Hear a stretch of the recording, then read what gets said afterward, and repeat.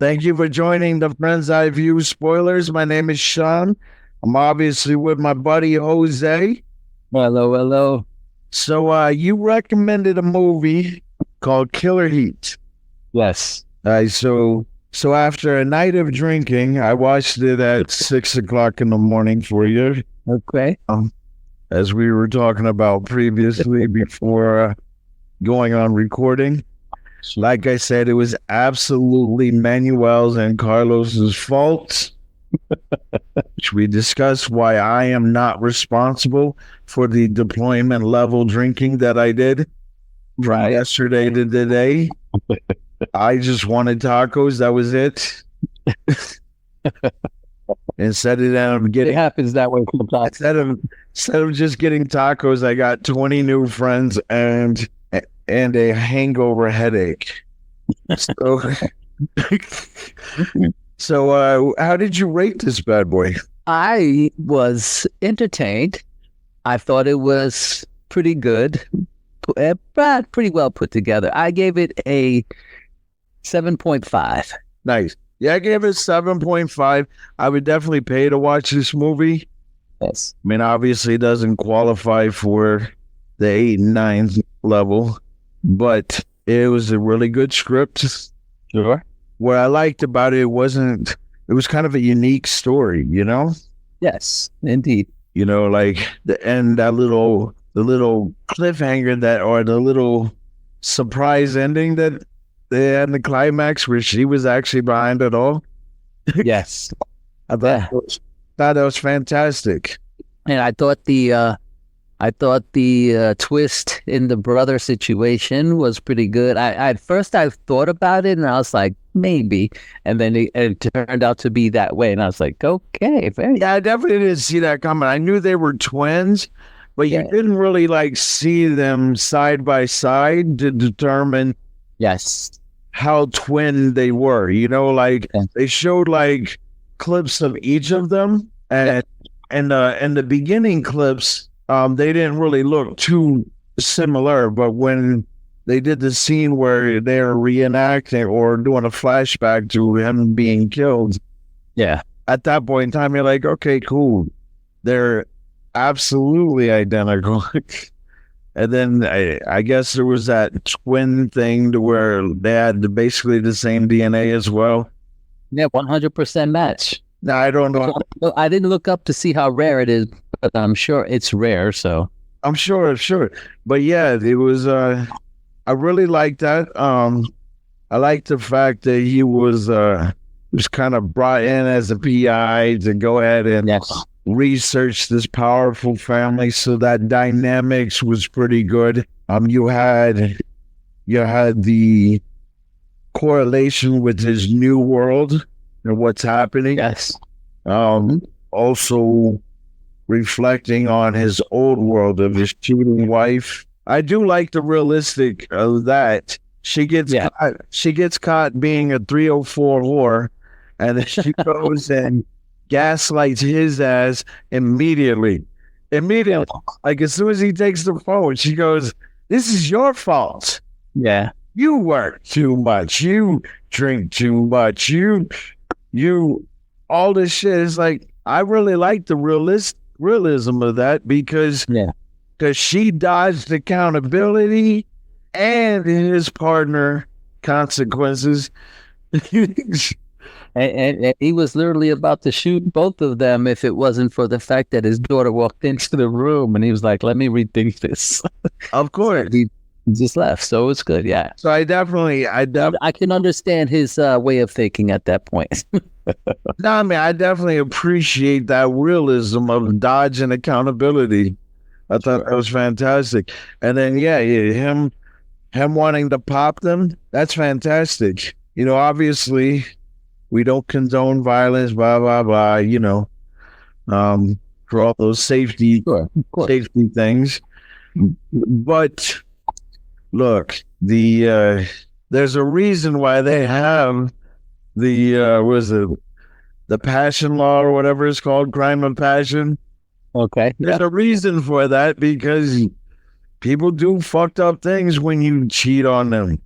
Yeah. You know? and then you gaslight them after the fact.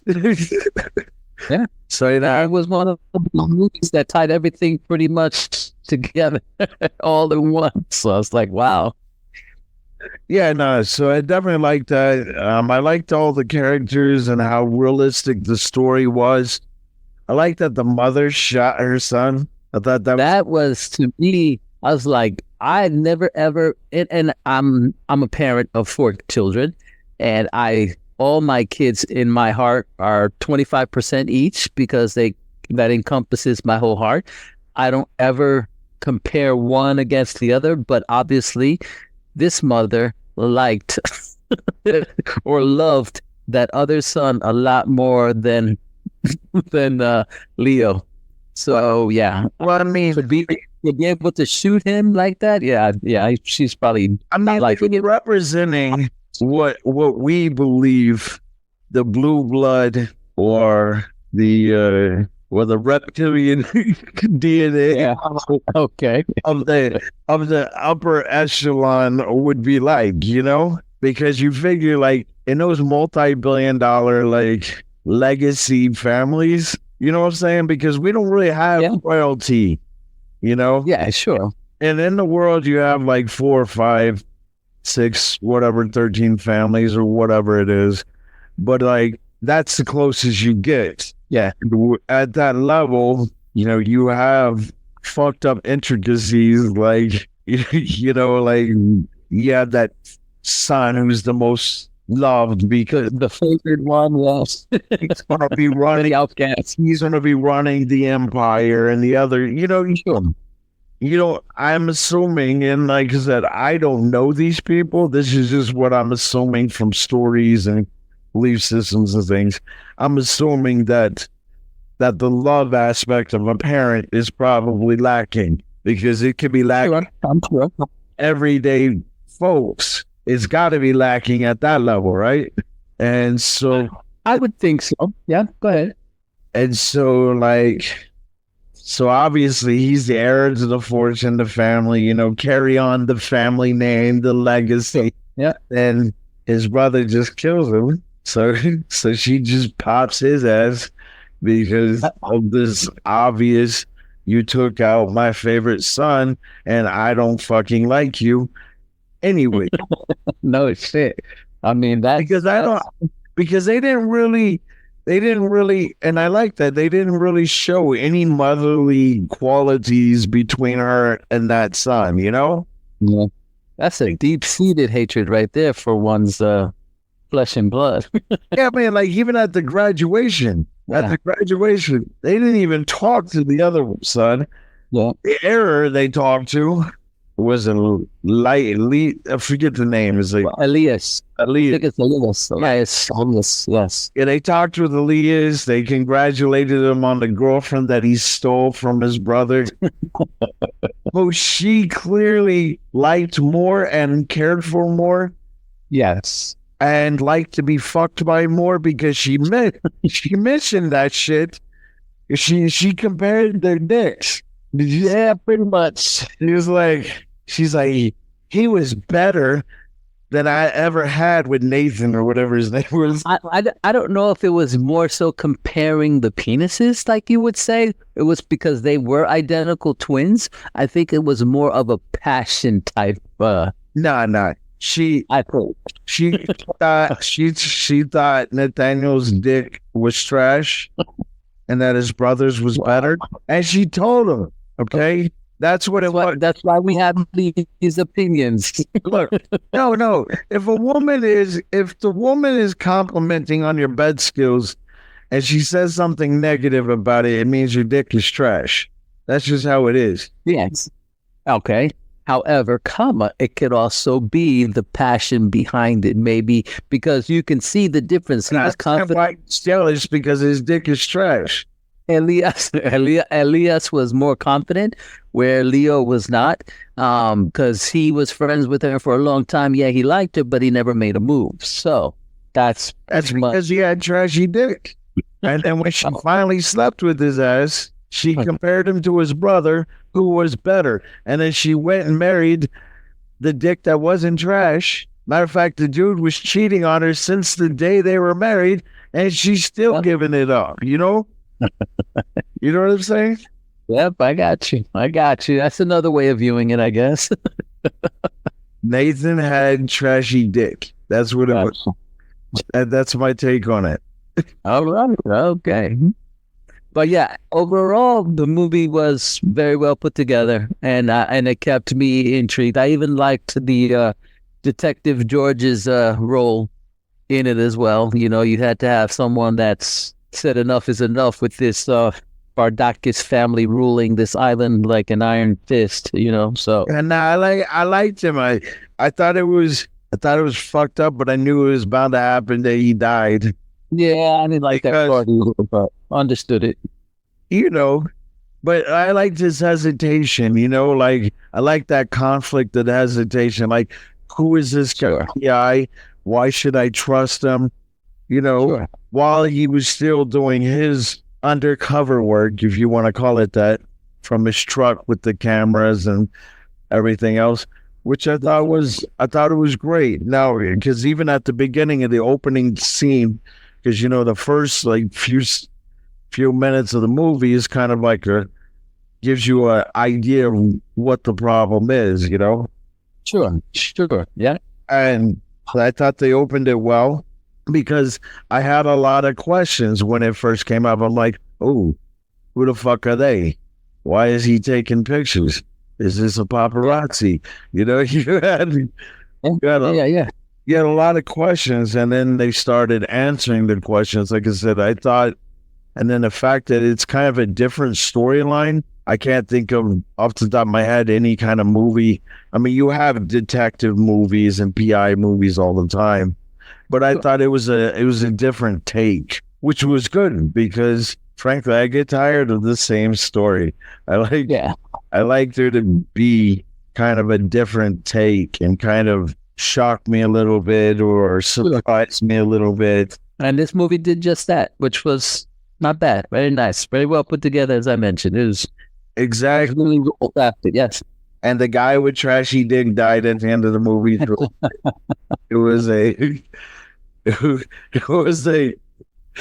a solid ending. It resolved the storyline. It really did. It resolved, like, all the subplots were resolved. The entire storyline was resolved. I guess you could say they did kind of leave it with a cliffhanger because him going back, returning to New York, yeah. Yep. And him stopped drinking. He stopped drinking too, kind of, is what they were alluding to as well when she offered him champagne on the plane right before he got off, and he said no, thank you. So okay, so normally he would drink. So well, yeah, no, like if I came in and my wife was banging somebody and on the phone, I'd probably still be drinking. You know what I'm saying? Yeah. Look, but at the same time, you can't change your ways. You can't change who you are based on other people's actions, or you shouldn't anyway. Look, so just keep it moving. The relationship was not for him. Keep it moving. No. She was a straight up 304 whore. Okay, like now I understand. Then there's that. the other day you asked about 304. It's like error code, right? You know, error code 304. So it's kind of like, so a woman who's a hoe or for the streets is a 304. Okay, that must be a younger generation thing. Yeah. No. I've adapted this terminology into a dictionary of descriptions of people. Okay. And so she was a 304 whore. And you know what? And on that phone call, she really pissed me off on that phone call. Because, like, when his ex-wife answered around, she's like, what do you want? Bitch, what do you mean, what does he want? Okay? Like you out here getting railed by motherfuckers, gaslighting motherfuckers. I ain't going to get mad at him for calling and want to talk to his fucking daughter. Okay? Yeah. I thought that was kind. She isn't just for the streets, Jose. She is for the underpass of the freeway, Jose. Like, I'm talking Now, you know what? She's even beyond that. I don't even know what beyond that is. Like she's not even worth the overpass. Like wow, she's worth the open road during a tornado storm. Okay, that's where. Okay. And it highlights a problem in society because that is probably pretty fucking normal. Because I don't have any kids. Yeah, obviously your exes are normal. Yes, thank God. But I'm assuming, based on the experiences that I've had with like friends and different things, is that a conversation like that, phone call like that, is probably pretty fucking normal. What do you want? Bitch, I'm calling from my daughter. That's what I'm like, you know what I'm saying? Yeah. So I thought the realism, if you I thought they were definitely going for authentic. Yeah, it's unfortunate that that sometimes there are significant others when relationships and that are that way, and I'm not sure if they're trying to lay the blame on themselves and then just taking it out on the person that was in the right. I'm not sure how that happens, but quite a few movies have been like that as well. I've noticed. She didn't take any accountability. Like I told you, she gaslighted him for like 5 minutes. Okay, right, but on the phone, fucking talking about the dude. She like, laughing and shit. Probably followed up by, "I can't wait till you dick me down." And then as soon as he catches and takes her phone to look, right, who the fuck are you? Yeah, you work too much. You drink too much. You aged a little bit. You snore, Yeah. Every reason under the book of why, other than the reason why I did this is because I'm a hoe and I'm not realistic enough to be able to break up with you before the things we talk about in these movie reviews, man. It all ties down to it, and we see the other things that most people or some people may not catch in the movie. So and it's a good thing. So, but I did like the ending where he did call his daughter. He did refocus on, and she was excited to hear from him. Exactly. Probably because she was talking shit for the hour. Well, for the time that he left until then, yeah. And while getting dick down by whoever. Right. Yeah. She's probably I always, being that I had my ex-wives with, and I have my children with my ex-wives, I've always tried to take the higher road when it comes, even if I believe even if you break up or you divorce, there's no reason for it to have any animosity because the only one that is affected is the child. It really is. And they really are. So that's why I always, try to take the high road when it comes to my personal relationship. But that's because you're like half monk. It's ironic. That's what my cousin calls me, monk. You see, so my OCD. But yeah, well, I do try. There's no reason to get irate.